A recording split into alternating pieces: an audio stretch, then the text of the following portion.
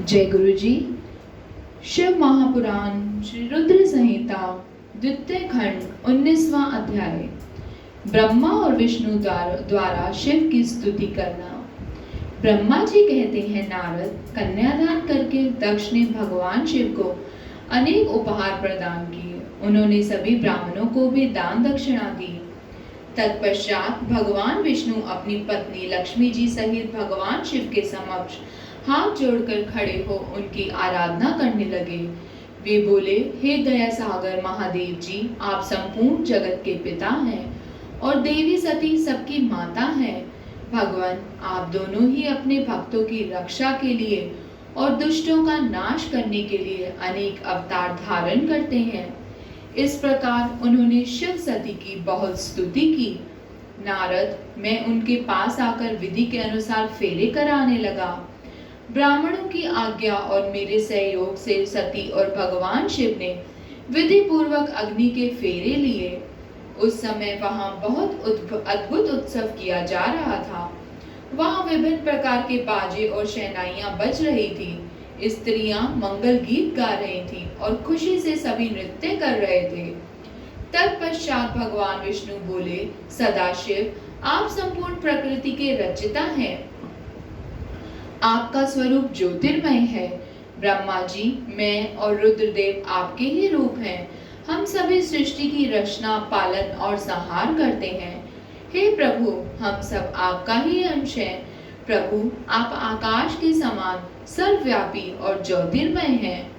जिस प्रकार हाथ, कान, नाक, मुंह, सिर आदि शरीर के विभिन्न रूप हैं, उसी प्रकार हम सब भी आपके शरीर के ही अंग हैं। आप निर्गुण निराकार हैं। समस्त दिशाएं आपकी मंगल कथा कहती हैं। सभी देवी देवता और ऋषि मुनि आपके ही चरणों की वंदना करते हैं।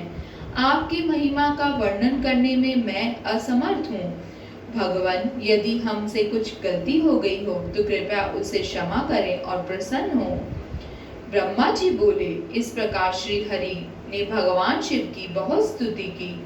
उनकी स्तुति सुनकर भगवान शिव बहुत प्रसन्न हुए।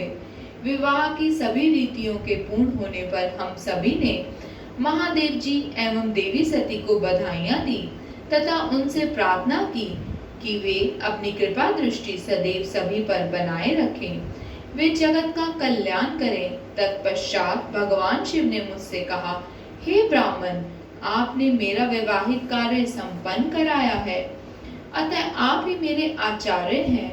आचार्य को कार्य सिद्धि के लिए दक्षिणा अवश्य दी जाती है। इसलिए आप मुझे बताइए कि मैं दक्षिणा में आपको क्या दूं। महाभाग, आप जो भी मांगेंगे मैं उसे अवश्य ही दूंगा। मुने, भगवान शिव के इस प्रकार के वचन सुनकर मैं हाथ जोड़कर उनके सामने खड़ा हो गया।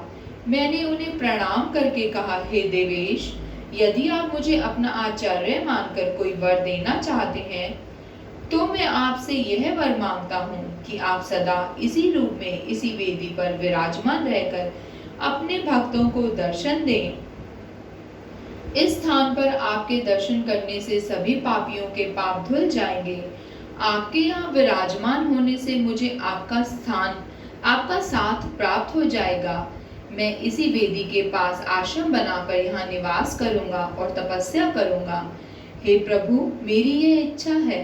चैत्र मास के शुक्ल पक्ष की त्रयोदशी को पूर्वा फाल्गुनी नक्षत्र में रविवार के दिन जो भी मनुष्य भक्ति भाव से आपका दर्शन करे उसके सभी पाप नष्ट हो जाएं, रोगी मनुष्य के सभी रोग दूर हो जाएं। इस दिन आपका दर्शन कर मनुष्य जिस इच्छा को आपके सामने व्यक्त करे उसे आप तुरंत पूरा कर दें। हे प्रभु, आप इस दिन सभी को मनोवांछित वर प्रदान करें। भगवान, यही वरदान मैं आपसे मांगता हूँ। मेरी यह बात सुनकर भगवान शिव बहुत प्रसन्न हुए। वे बोले, हे ब्रह्मा, मैं आपकी इच्छा अवश्य ही पूरी करूंगा। तुम्हारे वर के अनुसार मैं देवी सती सहित इसी वेदी पर विराजमान रहूंगा। यह कहकर भगवान शिव देवी सती के साथ मूर्ति रूप में प्रकट होकर वेदी के मध्य भाग में विराजमान हो गए। इस प्रकार मेरी इच्छा को पूरा कर जगत के हित के लिए प्रभु शिव वेदी पर अंश रूप में विराजमान हुए। शिव महापुराण श्री रुद्र संहिता द्वितीय खंड 19वां अध्याय समाप्त। जय गुरु जी।